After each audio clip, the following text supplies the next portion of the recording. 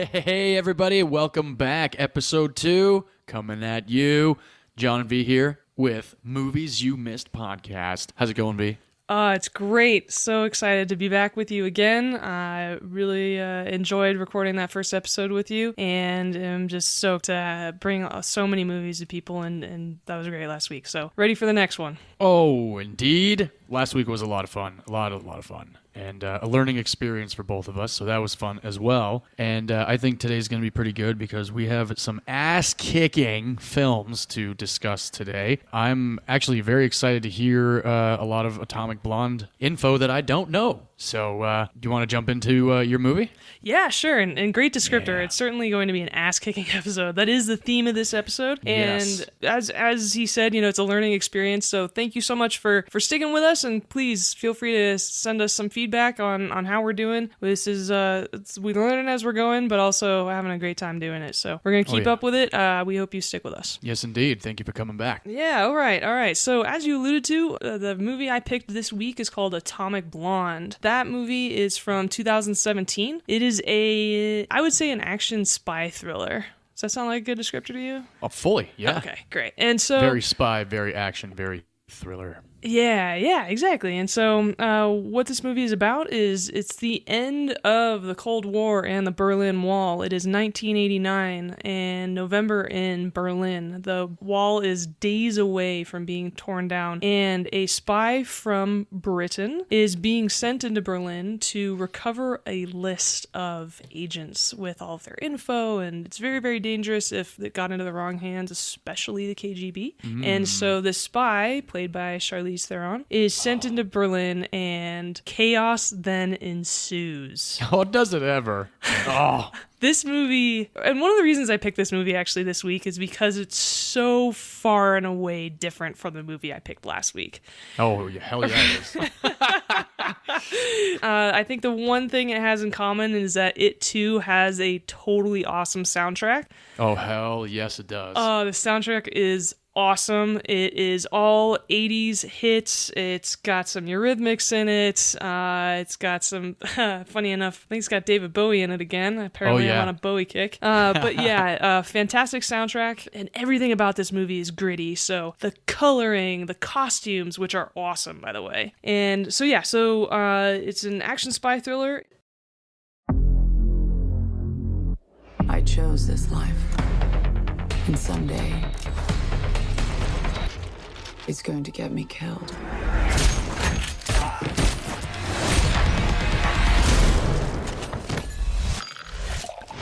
But not today. This movie is just badass, and there's a lot of great supporting actors in this movie as well. So, it's pretty stacked. Yeah, right, exactly. And it's funny when you start watching a movie specifically to review it or at least talk about it, and you start noticing a lot of little details. And so I noticed a lot more details watching this movie this last week than I did the first couple times I watched it. And so, as I mentioned, Charlize Theron is the main actor, the star of this movie. She trained for 8 months to get ready for this movie. Damn. 8 months. She also trained a little bit with Keanu Reeves when he was training for John Wick, and I'll get into why a little bit later. Mm-hmm. So you'll know Charlize from being one of the most beautiful people in the world. Should we just say that?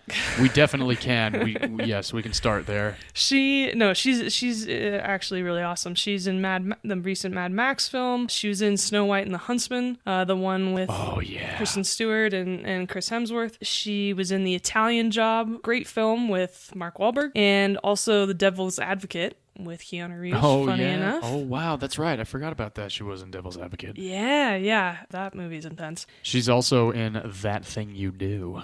She is. I wasn't going to bring it up because it's such a bit part, but that's one of her first movies. No, she's in it a good amount to oh yeah, that's right, that is her. Yeah, I mean, once she became famous, now looking back, you're like, oh yeah. But she was a small supporting character in That Thing You Do, which is a fantastic Tom Hanks directed movie. Mm-hmm. And so one of her main co-stars in this movie is James McAvoy, who...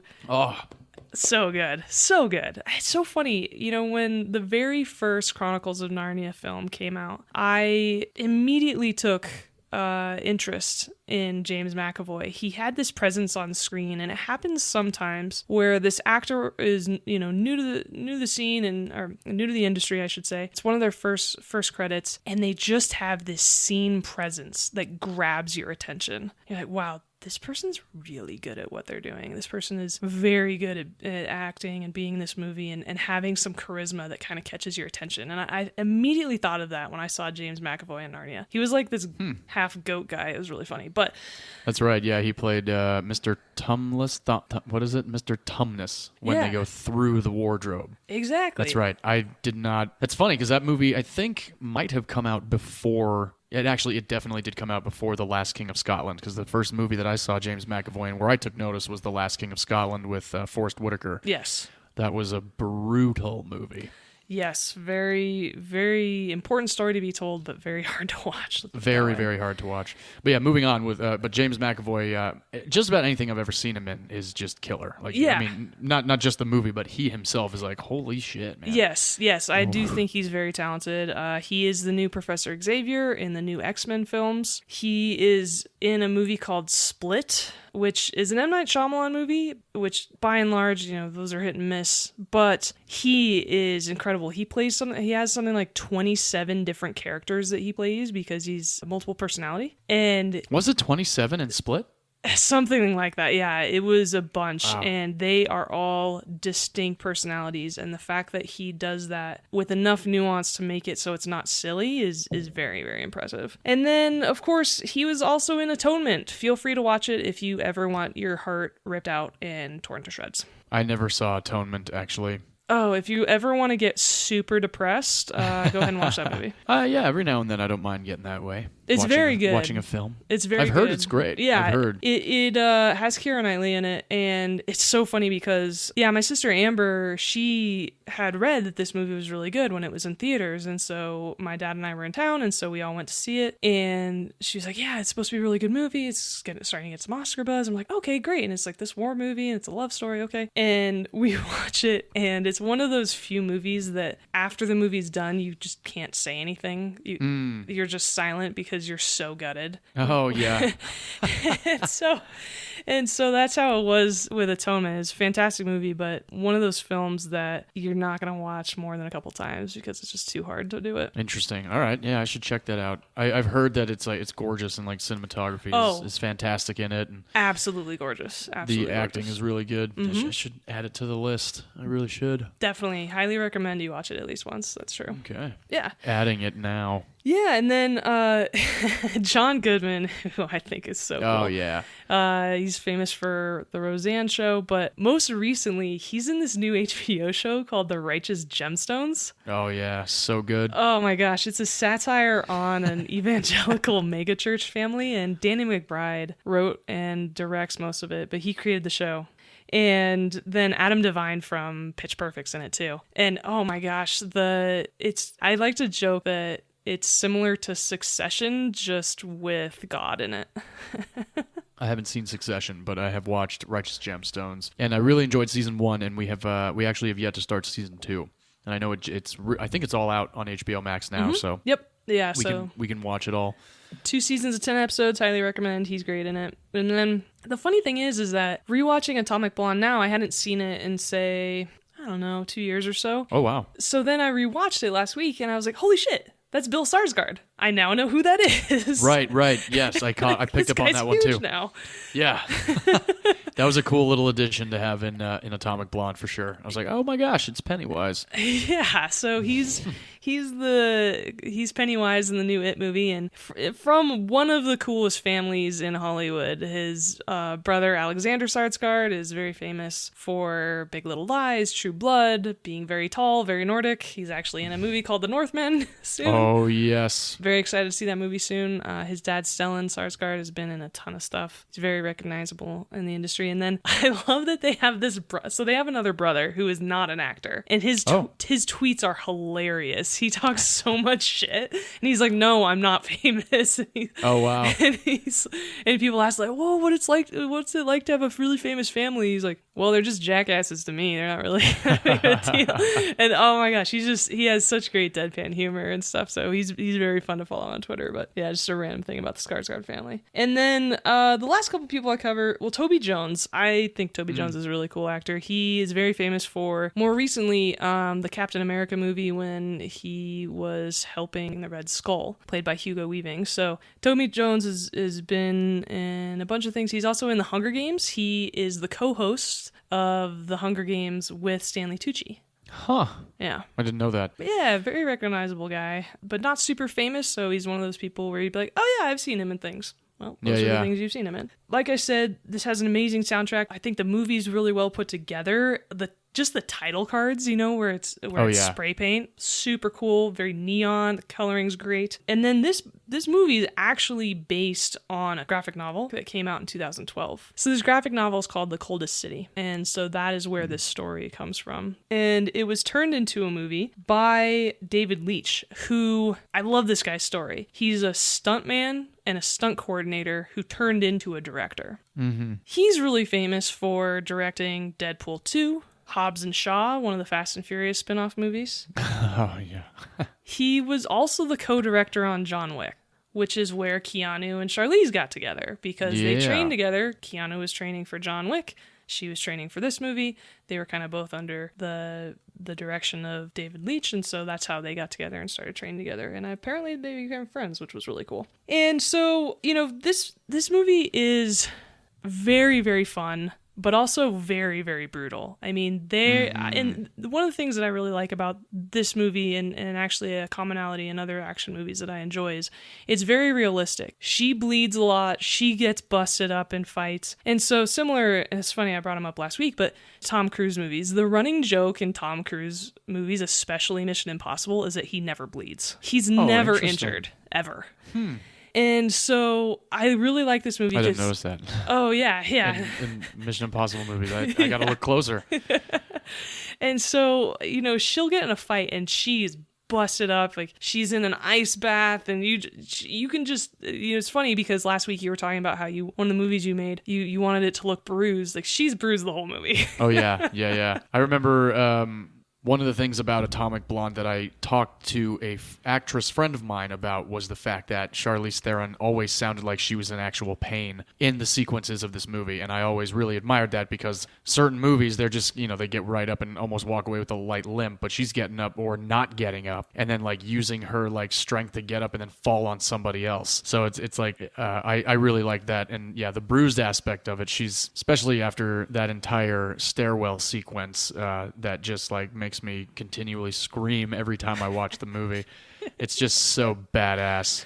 Did you see this movie in theaters? So I didn't actually. I saw it. I would say about a year afterwards. And the nice thing is though that because movies are one of the things that are that I'm passionate about, that are important to me, is that I do have a pretty big TV and a pretty good sound system, and there you go. That way I can just wear sweatpants when I watch movies. And so that's the trade-off for the movie theater, so not too bad. But yeah, so I've seen this several times now, and also of course last week, but enjoy it every single time. And it's funny you say that because there's two major fight scenes in this movie. It's a very intense movie. There is a lot of action, a lot of violence, but there's two that I'm sure John and I are both thinking of right now. And one is the stairway sequence that you talked about. Yeah. And it's a 10-minute sequence that seems like a single shot. Yeah. Totally reminded me of Alfonso Cuarón and Children of Men, right? That's the first thing I thought of too, or the beginning of The Revenant, where it's right. Continuous shot. And so I had to look it up because I really wanted to see how they did it. Turns out it's actually 40 shots stitched together. Nice. Very, very well done. Very well edited. I was I was a little bit disappointed with the fact that it wasn't a continuous shot, but at the same time, with the amount of action and the amount of, like, I think, makeup changes and things like that needed to happen, totally understandable. Sure. But it is one of my favorite action sequences that I've seen in recent years. It was very, very well done. The other big fight scene, the one in the apartment. Oh, hell yes. Where she's investigating, right? And I really, definitely reminiscent of the Bourne Identity, the fight in the apartment where he uses the pen. Similar feeling, right? Where she uses this hose and it's just something in the apartment and she uses it to defend herself and she kicks the ass of like 8 police officers. It's super cool. But the funny thing is that they use the Wilhelm scream in this scene, which I thought was hilarious. So the Wilhelm scream is this very, very famous sound effect in the industry that has been used in tons of movies since, I think, the 1950s. It's a long time, yeah. Now I think, I honestly think David Leitch probably put that in there as an inside joke for people because the Wilhelm scream isn't used that much anymore. It was very, very prominent in like the 70s and 80s. We'll add it into this episode because... Yeah, we should, in case nobody knows what it is. Yeah, as soon as you hear it, you'll be like, oh yeah, I've heard that a million times in movies. There are times that it's been sped up. There have been times where it's been slowed down. Yes. And then there are times where it's like it's been used 3 times in the same scene. It's like it definitely is used sometimes satirically, but then there are times where it's used and it's like, in this movie? Like you threw it in this one? Okay. I truly did not notice it when I've watched Atomic Blonde. It came out in 2017, so it's been 5 years. I probably watch it twice a year. Nice. I saw it in theaters. I went by myself and saw it because nobody wanted to go with me. Well, the nice thing is about movies is that it's actually sometimes really fun to just go by yourself, so no worries. It is, yeah. I really didn't mind it. I had a great time. I was during the stairwell sequence, the apartment sequence, even when she's in the car and she takes her high heel off, and she, obviously knows that those are not parsable. I love that whole car sequence, and then McAvoy shows up and she's like, "Where were you?" He's like, "Wait, don't shoot! I have your shoe." Yeah. Yes. It's a badass fucking movie. David Persons, your contact. Welcome to Berlin. I'm David. Don't shoot. I've got your shoe.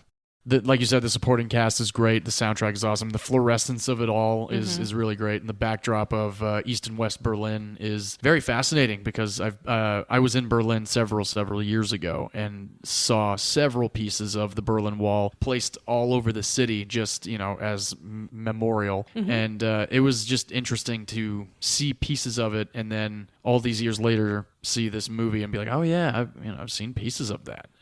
There are pieces of it all over the world in museums, but being in Berlin to see it was something else. Yes. I was in Berlin in 2016, and it was cool because there are little placards throughout the city on the street, and they're little metal placards that say Berlin Wall, and so you can basically trace the steps of where the wall cut the city, and so yes, we walked that for a while, and it was very, very interesting. And Berlin in general is such a cool city. I highly recommend anybody going. It is very beautiful, really cool people too. So highly recommend Berlin.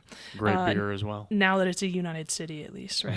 Yeah, definitely a blast of a movie. I actually have not watched a lot of the special features on this one, and this is one of those types of movies, kind of like with most of the Christopher Nolan movies that I've watched. I don't want to kind of watch how it was made. I kind of just like watching the movie and being mesmerized every time, because obviously the stunts are incredible, and Charlize did, I think, all of her stunts. And if I'm wrong, then correct me, but I'm pretty sure she did a majority of her own stunts in Atomic Blonde. Yeah, I'm not sure. I know that she did a lot of her own stunts, and of course there's always a stunt double there for insurance reasons as well as technical reasons. There's times when, even in a movie, when you read press like, oh, this person did all their own stunts, it's like, yeah, probably for the most part, but I'm sure there are several stunts that they either were unable to or not allowed to do. A lot of times, yeah, that's true, movies won't let you do a stunt as a main actor because of insurance reasons, because of the risk. Like, that's literally why stunt person's there. So, but I mean, I read about how she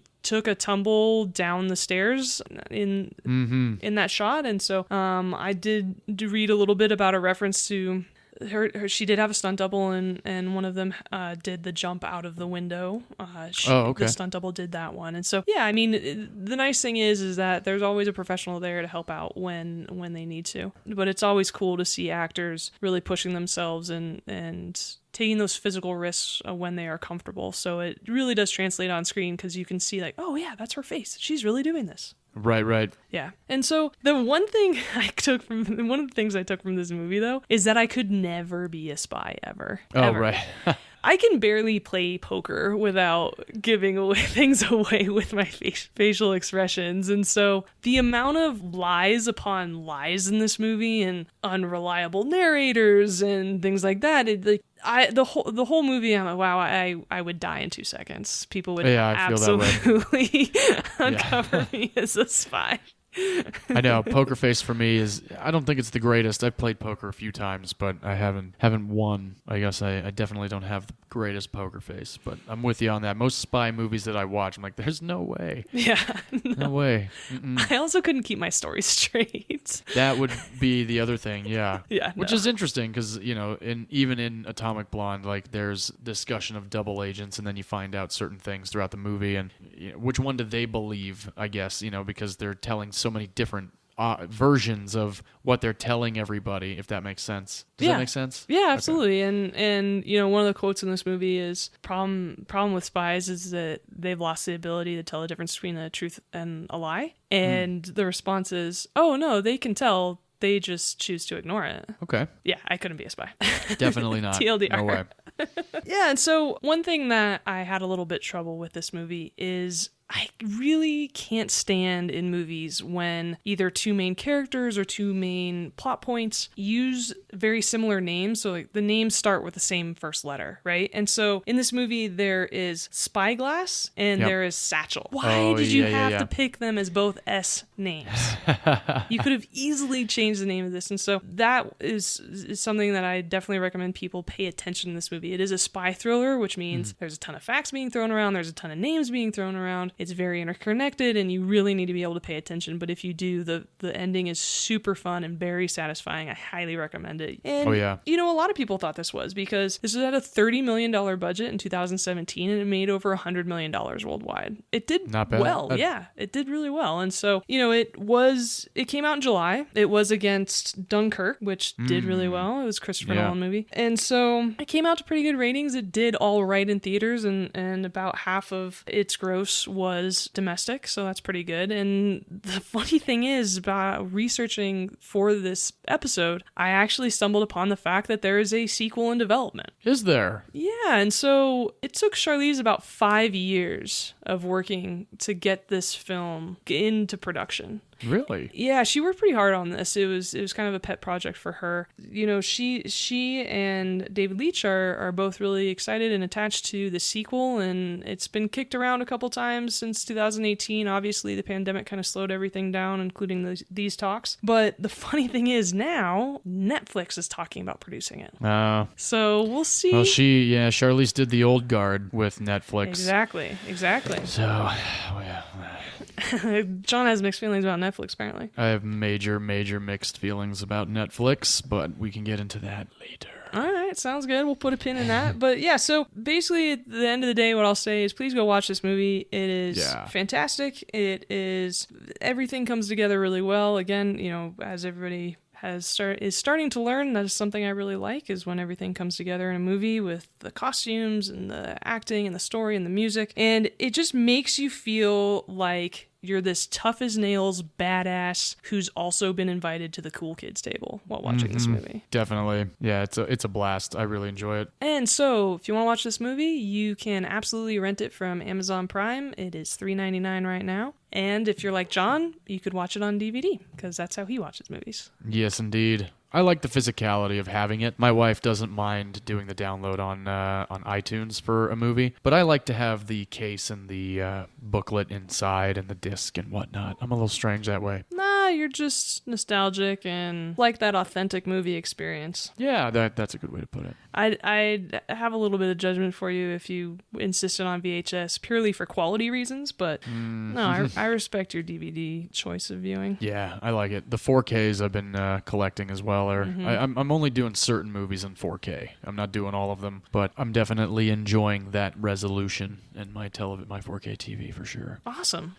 Oh yeah. This is a good movie to watch in 4K, that's for sure. Oh, definitely. Yeah. It really pops, especially with. It really is like beautiful to look at. Even in her hotel room, it's like all like pink and purple and blue, and it's really neat. But yeah, I'm glad that you chose this movie because I do like a good female ass-kicking flick. Thanks. Yeah, and I think that's actually a perfect opportunity to tell people about your pick. I'm down for that, indeed. I also did a female-led ass-kicking flick, a film that I don't think you had seen before. Is that No, correct? I hadn't seen it. Thank you for the introduction. Oh, yes, of course. I chose the James Cameron written and produced, Robert Rodriguez directed, 2019 science fiction, manga-inspired Alita Battle Angel. I really like this movie quite a bit. I didn't take them, but they came with me. I took a few of my wedding party to see this movie one day a couple weeks before my wife and I got married as just kind of like a hangout, to go see a movie and go get some dinner. And we saw it in 3D at the IMAX in Burbank, California. And it was quite the experience because, as you saw, V, it's a gorgeous spectacle to behold. And this is a film set in 2533 after the fall, as most of the dystopian movies all call the, last great war of the entire world, starring Christoph Waltz, Rosa Salazar, Jennifer Connelly, and Mahershala Ali. Alita is a female cyborg with a human brain that was found in a scrapyard in Iron City by Christoph Waltz's character, Dr. Ito, and he is somewhat of a mechanic surgeon as he works on a whole bunch of different cyborgs throughout the entire movie, doing repairs and whatnot. And the cool thing is, Alita comes to life and doesn't remember much of where she has been or what she's done. And for the duration of the movie, we start getting a few flashbacks of what she has done in the past, and then we find out a few more things a little bit more about an hour into the movie that really unleash her ass-kicking abilities. And the special effects in this movie are pretty fantastic. Just like Avatar, this is a motion capture type of a film as well, whereas Rosa Salazar, who plays Alita, was never physically actually on camera because all of her facial movements, structure, body movements, and everything like that was captured on motion capture equipment that they had perfected while shooting Avatar. So I actually just found this out recently about Alita and Avatar, that James Cameron was essentially going to flip a coin to figure out which movie he was going to do first, and he decided to do Avatar based off of a test that they did with motion capture footage. So he did jump into Avatar instead of Alita, and Robert Rodriguez and him were hanging out one day, and Robert Rodriguez had found out earlier on that Alita was in development hell because, of a whole bunch of different situations having to do with getting the rights and then trying to get a script written and getting a studio behind it and this, that, and the other. And James Cameron had a very, very thick script for Alita, and he told Robert Rodriguez that if Robert Rodriguez could make this a little bit shorter and shootable, then Robert Rodriguez could direct it. So Robert Rodriguez took it home and cut it up, gave it back to James Cameron and John Landau, who John Landau is James Cameron's producer since, I think, True Lies. And maybe even before that. And they read the script and they really liked it, and they financed it, and they got all the rights from the original creator, Yukito Kishiro. If I'm pronouncing that name wrong, I do apologize. And they did a whole bunch of kind of like what Robert Rodriguez did when he made Frank Miller's Sin City, was they did a lot of the storyboards based off of the original manga. So that was really, really awesome. And majority of what you see on screen actually comes from the pages of the 9-series manga of Alita Battle Angel. I just really think that the movie just kicks ass. It's a lot of fun. I like movies set in the future. I like female-driven characters that can kick ass, and when she realizes what she is capable of and she starts really kicking ass, it puts a big smile on my face. So I really think that it's just a killer movie, and the theatrical experience was something else for me. And you, V, had not seen it before, so I'm curious what you thought. You know, it's really interesting. The first thing that really stuck out to me was when you were talking about James Cameron writing this script, basically a tome of a script, handing it to Robert Rodriguez. Because this movie is very enjoyable. This movie has incredible special effects. Yes, James Cameron, if nothing else, which of course he's more than that, but if nothing else, you could say is a master of special effects and that motion capture technology that he helped create through Avatar. Oh, yeah. And so I loved the fact that they did a really good job world building. They immersed you in a world that you were completely unfamiliar with very seamlessly. They did it through showing, not telling, which is a very good writing technique and filming technique. And I really, had a lot of fun getting into this movie. Now, there were a couple things like the trash heap where she's found in, completely reminiscent of Thor Ragnarok and the trash heap that they fall into. There's a lot of things in this movie that reminded me of other movies. Ready Player One, Elysium with Matt Damon. Ooh, yeah. I like Elysium.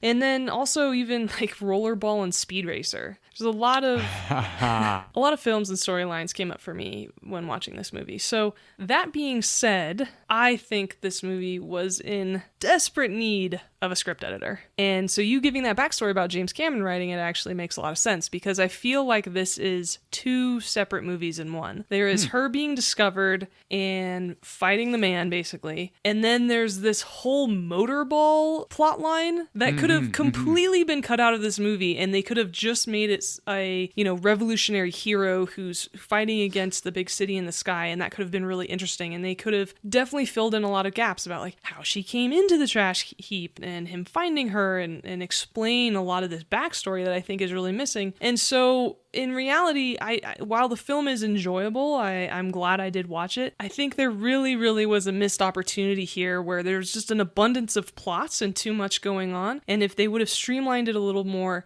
I think there would have been a lot more answered questions. And I think a lot more people would have been satisfied in watching this movie because it's hard when I feel like this movie's set up for a sequel, but I also think that's really presumptuous of the filmmakers that, oh yeah, this movie's going to do so well that the studio's going to let us make another one. It's like, no, tell a cohesive story the first time around. People will be satisfied and then you'll be able to expand on it, especially if this comes from, an already established storyline with a series of books. There is opportunity there to make more, but only if you do it right the first time. And I think they really, really missed the mark on that one. While I agree with some of what you said, and a lot of people actually did, that, there's a lot going on. There's a lot to kind of pay attention to. Certain characters show back up and you're like, oh yeah, forgot about them. I feel like in a movie like Alita, where they're trying to be as faithful to the manga and get the fan base interested, is to bring in characters from potentially book 2 or 3 and combine the first maybe 2 or 3 volumes into one movie. So I completely get where you're coming from. They could have referenced some of these characters, and we could have been like, oh, maybe they're the higher power or whatnot, because a lot of movies tend to do that too. With it kind of being a little congested, I kind of feel like that's, the Spider-Man 3 curse, where like it was Venom and it was Sandman and it was, what was it, James Franco was all of a sudden the Green Goblin. And I was like, okay, well what happened to one what happened to one villain? So in a sense, Alita has, Iron City is the villain because when she gets into Motorball, they all want to take her down because Vector upstairs is like, get rid of her. So I definitely can understand where you come from. And in a movie like that, where I had never read the manga or like knew about the graphic novel or something like that, I just kind of go into it with what has been advertised to me, knowing that James Cameron was involved was a selling point. Robert Rodriguez was another selling point because it's Robert Rodriguez. And I have a story about how I met him one time. Nice. And this other writer who helped James Cameron write one of the very first drafts, Lita Kalogridis, has written 3 films. One film that is very recognizable, and one film that you actually are a major fan of. Oh. And then she also wrote 2 other films that I am major fans of, and one of which I thought about doing on the show, but I don't think timing is right now. She wrote the Martin Scorsese Shutter Island. Oh, yes. Yes. And Big she fan. wrote Big fan. I know you love that movie. And she also wrote the Oliver Stone epic with Colin Farrell, Jared Leto, Angelina Jolie, and Anthony Hopkins, and Val Kilmer, Alexander. Wow, from highs to lows here. I liked Alexander. Oh, God. So going back to Alita, though, like we were saying, the special effects are pretty fantastic. And that while there are definitely stunt doubles involved in this movie, a lot of it was also done by said actors because of the motion capture capabilities of this movie. They didn't actually need to always be slammed into something. Yes. So that was pretty awesome. During the Alita pre-production, Rosa Salazar jumped into really rigorous 6 months of training, sword fighting, combat training, jiu-jitsu, Krav Maga, all this kind of stuff. And she said that when she started, she was made out of croissants and she really needed to get in shape. And I thought that was kind of funny that she said she was made of croissants. Same. Another piece of info I thought was extremely fascinating about the special effects of Alita. In one singular eye of Alita that was computer generated has more geometry in it than the entirety of Gollum in the entirety of the Lord of the Rings series. Whoa. Is that not mind-boggling? That's really ridiculous. That is just insane. Great comparison. Thank you for bringing that up. I had no idea. Yes, her eyes are incredible in this movie. So awesome. The funny thing is that the first thing it made me think of is, another Christoph Waltz movie with big eyes. Because remember, he was in that movie, Big Eyes with Amy Adams. So that's right. I thought that Directed was by funny. Tim Burton. Directed by Tim Burton.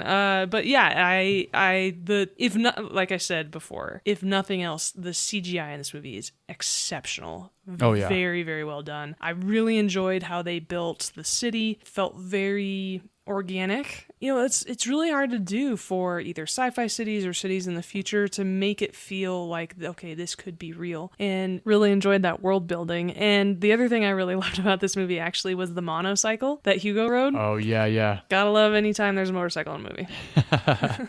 That thing was pretty neat. A lot of the cars and vehicles. The crazy thing too about the quote unquote the future. I'm talking about it like we've seen it. Essentially, we kind of have, because in a very weird way, most of the technology that's been referenced or used in science fiction has already been coming to fruition. So, like a lot of the vehicles that were used in Alita were very either like old, beat up, like thrown together cars, or sleek, sexy vehicles. It's always interesting to see, cars for the movie, like in Minority Report. Like Yes. I think that the plant that he's running away from Colin Farrell's character and like early on in the movie is that car manufacturing plant, and they're just making these really cool cars that now kind of look like the Tesla. That's out there. Yes. So Agreed. yeah, it's like, that I remember even saying like, it's probably what cars are going to look like in the future, and sure fucking Lo and enough, behold. bam, bam. So a little bit more about Alita. It came out on Valentine's Day of 2019. That's so And awkward. It is a little bit of an awkward date, and it came out against some other movies that really did not do so well. Overall, Alita did pretty well. It was number 33 of 2019. Huh. And so not too bad. It brought in over $404 million, almost $405 million worldwide. The U.S. gross was only $85 million with a budget of $170 million. So it really did not make a lot of its money back, and that's very likely why we haven't heard until very recently that there will be a sequel to Alita: Battle Angel. Did we both happen to pick movies that are now in talks for sequel? Not that that's a complete rarity, but that is pretty funny. And there's one more thing I also want to talk about that I find fascinating with most movies that have the future aspect to it, is that there's always a colony or a city on Mars. And if you remember when she finds the Berserker bodysuit, he tells her, that it's technology, and then you find out later that stands for United Republic of Mars. Over 300 years ago, there was a massive battle on the moon between Earth and Mars, and that's kind of where we start to get a little bit of Alita's origin story, but we didn't get a whole lot of it. So I think the sequel might be a little bit more, well, I don't know. Who knows? I think that would be much more compelling. It might be, yeah. I think it would be cool. The backstory kind of and also connecting Zalem, the city in the sky, to what's going on. And, because in the beginning of the movie, they're like, Zalem, it's the utopia, it's ideal. And then as you get into the movie, it's like, is it really? Are these people bad? Who's the good guy here? And so I think diving into that would have been really cool. And yet again, it's funny how this is a coincidence. This movie had the same problem as Atomic Blonde, which 2 major plot points starting with the same letter. What the hell? There's Zalem, the city, and then there's Zapan, the bounty hunter. And I'm like, wait, who are they talking about? And I was like, dude, pick a different letter. It's not that hard. There's 26 of them to choose from. That's funny. Yeah. I liked the whole bar sequence when after she becomes a hunter warrior and she goes in there with Hugo and she said, oh, actually, why don't we listen to the audio real quick? You do not deserve such a weapon. I heard you were the heroes of Iron City. I am not impressed. What the hell are you doing? I'm gonna need you to stand way back. I will take on anyone in this room. And if I win, you fight alongside me. This bitch broke my nose. Yes, I did. But that's the thing is like, oh yeah, this great rousing speech and she is gathering all the forces and yeah, let's fight. And then she's like, oh, but I'm going to go and join the motorball games too. It's like, whoa, wait. Oh, yeah, whiplash. yeah. Like, where are you going? Yeah, she was really all about that motorball, like right when she saw it. Like that was immediate. Like right when he takes her outside, she sees that commercial for it, and she jumps right into it almost immediately when she meets Hugo later on. He's like, this is just a scrimmage. That's also another moment in the movie that I really like is when his friend knocks her down, and he comes over to help her up, and she just like takes his hand away from her Yes. and doesn't even like make eye contact with him, but she's like got her eyes centered on his friend because she's going to take his ass down, and then she takes his ass down. Yes. I thought that was pretty good. So yeah, I enjoyed Alita for what it was and the fact that it came out of a manga of 9, according to the creator, seemed to be almost exactly faithful to what he had written. Oh, good. I was curious about that. Yeah, so, and again, like we've talked about already, the potentiality for a sequel for it, I think is going to be nice to have a little bit more backstory on her as 99 and being in that battle on the moon between Earth and Mars. So maybe a little bit more about technology and the aircraft that she pulls the Berserker bodysuit out of. So Alita has a pretty decent little supporting cast. Christoph Waltz is the mechanic surgeon that takes care of the cyborgs and repairs them and whatnot. We've got Rosa Salazar, who plays Alita. We have Jennifer Connelly. We have Mahershala Ali. And we have a little cameo from Sir Edward Norton as well, which was kind of fun to have.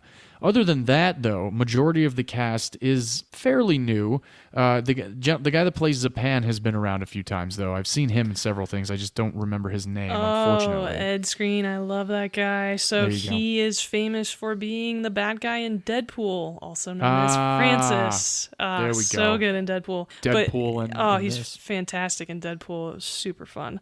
He was really, really good in it. So yeah, that's Zapan. Awesome. Yeah, and I do like the fact that this was a diverse cast. I like the fact that there is a mix of Spanish and English. I read a little bit that the city is located very close to the Mexico border, and so that's why over time there's an evolution and there's a mix of Spanish and English. So like his doctor's sign is in Spanish. I don't know if you noticed that in the movie. I did notice that. Okay. Oh, I did not.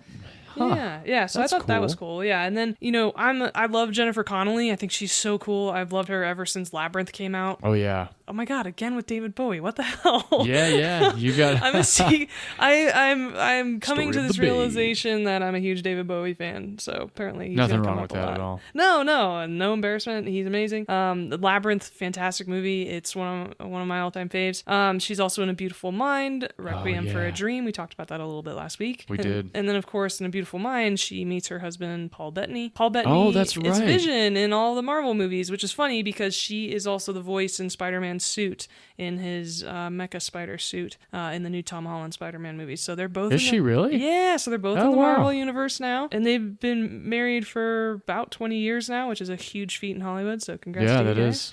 It's funny though because Paul Bettany is super well known as Vision in the Marvel universe, but Yeah. I will always remember him in The Knight's Tale. I was just gonna say Geoffrey Chaucer in A Knight's Tale. Such a memorable role. He was fantastic in it. And Everybody, I love love Knight's that movie. Tale. I love that I movie. really like that movie a Heath lot. Heath Ledger led movie. Alan Tudyk's in that movie. It's great. Oh yeah, Rufus Sewell, Yes. Shannon Sossaman. Yeah, that's a good one. You know what? That's a great Maybe movie. you should pick that movie at some point. I could. I haven't seen that one in a long time, but Yeah, I see if it holds saw up. it in theaters and it was Very I fun. loved it. I saw it in Yeah. theaters too. Yeah. So yeah, and David Bowie has a song in that movie too. Golden Years. It is, yeah. That's When what the they guy's dance like, to. teach us a song from Gelderland. And he's like, golden years. Yes. Oh, that was good. I liked it.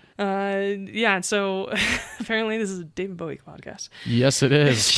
Sorry. Next we'll do Mr. Deeds because he also does ground control to Major Tom. Yes. Oh my God.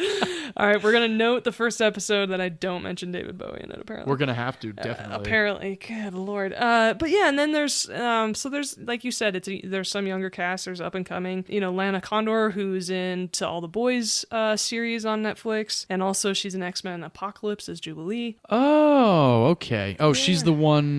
She's like their little friend that has a bit part. Yeah. I remember. Yeah. She plays in that motorball game that you were talking about in the beginning of the movie. And so, yeah, there's a couple of good cameos. I mean, Rick Yoon is one of the bounty hunters. Big fan of him. He was in the original Fast and Furious. He's a bad guy in Die Another Day. Oh, yes. Bad guy in Olympus Has Fallen. Smoking Hot. Really cool. I actually saw I'm a big fan of him his. in the Kmart in West Hollywood on 3rd and Fairfax, like a few years after I think the Fast and the Furious had come out. Nice. It was probably, many years after. It was around 2007 or 2008. Okay. But yeah, I remember looking over and I was like, oh, I wanted to go up and be like, Toretto! Somebody knocked me out! It was you! I never knocked on nobody! I'm not a big Fast and the Furious fan, but they're a lot of fun to mess around and kind of like recite around. I'm sure he appreciates the fact that you did not do that, by the way. Probably. In the middle of a store. Yeah, and you mentioned Robert Rodriguez. I'm curious to hear more about your opinion on him. I've been a fan of his for a while, so feel free to get into that one. Robert Rodriguez really is one of the guys that I really, really admire and respect as a director and producer and writer and a composer and an editor and a cinematographer. He does all the things. Yeah, he does majority of it himself. Yeah. Alita was a bit of a different ball game for him, but he did do most of Sin City on his own. Yeah. He did like the Spy Kids on his own, Shark Boy and Lava Girl. I never actually did see Shark Boy and Lava Girl. I've seen most of his R-rated movies, and Same. Well, actually, all of them: Desperado, Dusk Till Dawn, and then we have Sin City, Grindhouse. And Planet Terror is fantastic. Really, really good time. Faculty. I forgot. Oh, I had totally forgotten that he directed The Faculty until that's this right. week He when we did watched this direct The movie. Faculty. Great. Yeah, and Once Great Upon a Time campy. in Mexico. That was also a great one, along the lines of Desperado. But anyway, I was working as an assistant editor at the CW in 2007 on the lot at WB. They were doing this big like yard sale type thing. They had three stages open. They were selling furniture and props and all this stuff from TV shows and movies and whatnot. So I decided to go onto the lot that day, and I went through security, and I see this guy coming my direction, and he's wearing all black and he's got a cowboy hat on. And I just kind of look down, I pull out my phone, I'm like, this guy's wearing a cowboy hat. Why is he wearing a cowboy hat? And I look over to him as he passes by, and it's Robert Rodriguez. And I continued on walking, but then I was like, this is the only opportunity I'm probably ever going to have. So I turned around and said, excuse me. And he turned around and said, are you Robert Rodriguez? And he walked over, he's like, yeah, I am. And I was like, hey, man. Like he shook my hand, and I'm not even lying, I started kind of just shaking a little bit because I started getting very excited. And this was around the time Sin City had just come out. So I had already seen Sin City 6 times, and I told him how much I loved it and that I was assistant editing at the CW, and he was like, oh, that's awesome, I really like editing. And I even said to him, I was like, I know, I've watched your special features, man. I watch your 10-minute film schools all the time. I really admire your work. Sin City is so fantastic. I got my dad to go see it with me, and he doesn't normally like movies that are that intense, He's like, that's really awesome. He was just a really, really nice guy. As he left, he's like, well, maybe one day we'll work together. And I said, that would be awesome. And life's not over yet, but yeah, it was a really nice encounter. So major admiration still for Robert Rodriguez. Yeah, I agree. And yes, I'm a big fan of Sin City, and a lot of his movies. I actually own every one of those graphic novels. Nice. It's interesting though, because I think that's actually one of the problems of this movie is that it doesn't know what genres it is in. And I know we talked about this a little bit last week. In a lot of ways, this is a dystopian young adult story, right? Like these are kids and they're fighting against the bad guy and the world is very different now. And so for a lot of the movie, I was like, oh, okay, so is this supposed to appeal to young audiences? And then this guy gets his face cut off, and I was like, oh, guess not. Nope, this is not a children's movie. This is not a young adult movie at all. At the same time, there's a lot of young love and there's a lot of young angst attached to it, and so I don't think a lot of adults would really relate to it in a lot of ways, even though a lot of the action and a lot of the storyline is very adult. Like, again, I think they tried to push too much into this movie, and if they had chosen a singular direction and kind of a singular genre, I think it probably would have done better. But understand, of course, when you're trying to satisfy fans of an already established story, there is a lot of pressure on that. So I do understand how this came to be. It is, I always have, again, I'll use the word admiration for somebody that can adapt anything. And, the age-old saying is, well, if it's done right, it's like, well, what is your version of right? It's like, oh, well, the sequel will be good if it's done right. And that's why, in my opinion, a lot of the Marvel fans are a bit ridiculous. It's like, well, it wasn't done right. And I was like, how is it going to be done right? You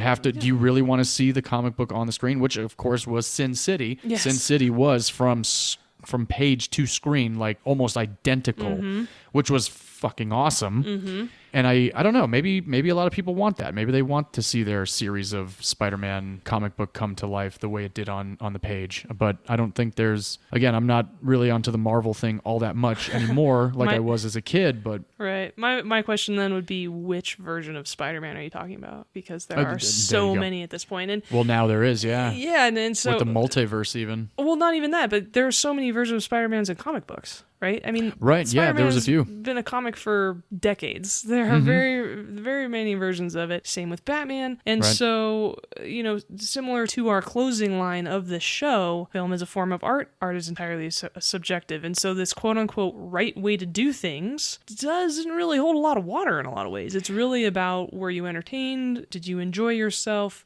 Sometimes you won't. Sometimes you will, and that's okay. That's the whole point of making movies. Yeah. No, I like that. That's a good way to look at it, too. And again, it's tough to... There was a book that I read last year that I was like, I could adapt this because I really like the book. And then I started reading it again, and I didn't want to, only because I thought the book was good enough. Nice. And not to say that there are movies that should not have... Yes, there are definitely movies that should not have been adapted. But there are also a few that I have seen that just have blown me away. And again, going back to the fact that I never read the manga of Gundam, I think is how it's pronounced, the original. But Alita Battle Angel is it was something new, and I think that was also what I was mostly drawn to. It was like I hadn't necessarily seen something like this with a female robot. I mean, even Ex Machina is not so much an ass-kicking movie. No, very, the movie different. The movie kicks ass, Yes, but yeah, it it's does. not an ass-kicking movie. Whereas Alita, she really does kick some major ass. Again, I really like when women kick ass. Well, I appreciate that, and of course, I am certainly a fan of that as well. And also, if you are a fan of visual effects, I highly recommend this movie. It's very fun visually to watch. It's certainly entertaining in that way. Yeah, Definitely. Yeah, it's a feast for the eyes, 100%. yes, great way to put it. Okay, so anything else you'd like to add about the movie? If you want to watch it, I do believe it is now on HBO Max. You can stream it on that. And It is. then you can... Is that how you watched it? Yes, yeah. Awesome. I have the Blu-ray. Of but course. yes, it is available on HBO Max if you have that, and you very likely can rent it on iTunes and Amazon as well. But again, Feast for the Eyes just is gorgeous to look at, and it's a lot of fun, regardless of, if you want to just kind of shut your brain off and watch a really kind of ass-kicking flick, then definitely give it a shot. Alrighty, cool. It's that time in the podcast where we ask each other, would you watch this with your grandma? Well, since I guess since my movie was first this week, I guess I'll go first. Sure. I would not watch this movie with my grandma at all. This movie is brutal. This movie is violent. This movie has some pretty intense sex in it. Tons of liquor. Don't watch this with your grandma. I would say if there was one scene that was not in it, I probably would watch it with my grandmother, because my grandmother likes a lot of some interesting films for sure. Apparently, I need to meet your grandma because we're 2 weeks in and she sounds like a pretty cool person. Oh, grandma's awesome. Definitely. Yeah. I've watched some fascinating films with grandma. Good. All right. So no, don't watch this with your kids. I mean, I'm comfortable watching this with my friends and everything. I did not see this film with my dad of all the times I've seen it. So yeah, I mean, sex scenes, whether or not you're comfortable watching them with your parents. We all know it's Right. kind of awkward. I get it. So that's your discussion, right? So yeah, okay. So, John, would you watch your film, Alita, with your grandma? I definitely would. Yeah, my grandma's a big sci-fi fan, and I think she would really enjoy it, especially because I know my grandfather would have really enjoyed it. Oh, yeah? Oh, 100%. Yeah. Oh, cool. Okay, well, yeah, I would say Alita, certainly can watch that. It's a little bit brutal. There's some violence. There's only a couple of swear words, to be honest with you. Yeah, not too bad on the language. But even though there is a childlike protagonist, or at least young people driving this movie, this is not a kid's movie. Do not No. watch this with your children. Yeah, I would say. Is that fair? I would say so. Yeah. Okay. I feel like if it had come out when I was 12 or 13, though, my father would have taken me, no problem. Yeah, I think that's fair. I do think the teenagers would watch this movie. Yeah, I Yeah. mean, maybe I should take that back, actually, because, shit, I mean, I saw... when I went to the opening of Deadpool, there was a 3-year-old in the movie theater, so who There the you hell go. am I to say anything? No, it's strange that people. Yeah, I've gone to R-rated movies that I've seen kids walk in, and I'm like, you got to be kidding me. Yeah. Granted, Alita is a PG-13 rated, but it definitely is intense. The motorball stuff's intense, and the Hunter Warrior sequences are pretty intense too. Well, and that and- huge bad guy... Oh yeah. He's pretty brutal. I mean, somebody loses an eye in this film. There's Right. I mean, there's some pretty intense violence. It's not super gory, especially compared to, say, something like Atomic Blonde, which is very, very realistic. The Very. violence is a lot less realistic in this movie. But I'm thinking of my nieces, and I would not have them see this movie. But at the same time, I know a lot of teenagers who would totally go to see this movie. So discretion. The big guy is Gruishka, played by Jackie Earl Haley. Gruishka, thank you. Little flea. Yes, that was a Yeah. really good impression. Nicely done. Thank you. So again, yeah, I'd watch it with grandma. It's definitely not bloody. It's robot blood. Yeah, exactly. It's blue. So it's blue blood. Yeah. Great. Well, that about wraps it up for us for the second episode. Thanks so much for tuning in again, and we will continue doing this. Please feel free to, first of all, rate, review, and subscribe. That helps so much. Yes, if please. you do not enjoy writing, that's okay. Feel free to rate us. Please subscribe. It only takes one click. You can also find us on all the social media at Movies You Miss Pod, including Gmail. If you have any recommendations, maybe movies you want us to cover, please feel free to shoot an email our way. Definitely. I think it'd be interesting to see some suggestions from people out there. I agree. All right, everybody. That about wraps it up for episode 2 of Movies You Missed podcast. Thank you for joining us. We discussed Atomic Blonde and Alita Battle Angel, 2 female-fronted ass-kicking movies. Please join us next time when we jump into a little bit of a fantasy world. And as always, we like to have a little fun with a sign-off. So this is our sign-off for this podcast. Film is a form of art. Yes, it most certainly is. And in art, every opinion is valid, except if you think. Kristen Stewart was the right casting choice in Snow White and the Huntsman. Ho ho ho! Mouth breathing. Since we brought it up, I figured that would be a good way to end it. Yeah, anybody who thought Kristen Stewart was strong enough and capable enough and had enough presence and was pretty enough to go against Charlize Theron, you are high. Yes, agreed indeed. All right, folks, thank you so much for tuning in. Until next time. See you guys next time. Bye-bye.